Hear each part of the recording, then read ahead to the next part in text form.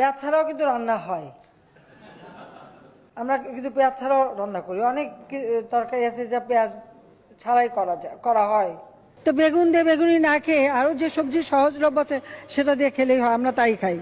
মিষ্টি কুমড়া দিয়েও খুব ভালো বেগুনি না বানায়, মিষ্টি কুমড়া দিয়েও বেগুনি বানানো যায়, সেভাবে আমরা করি, সেভাবে করা যায়।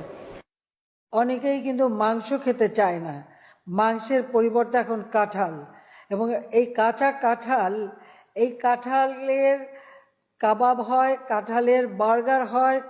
আমরা যদি এই 12 মাসই কাঁঠাল উৎপাদন করতে পারি, মাংসের পরিবর্তে কাঁঠালটা, আমি কিন্তু করি আমাদের বাড়িতে, কাঁঠালে কাবাব করি, মাংসের পরিবর্তে কাঁঠালটা দিয়ে আমরা ওই স্বামী কাবাব বানানো বা বার্গার বানানো। কারণ এখন যেটা করতে হয় যে যখন কাঁঠালের সিজন আসে, কাঁচা কাঁঠাল একটু হলুদ দিয়ে সিদ্ধ করে ডিপ ফ্রিজে রেখে দিয়ে 12 মাস ব্যবহার করি।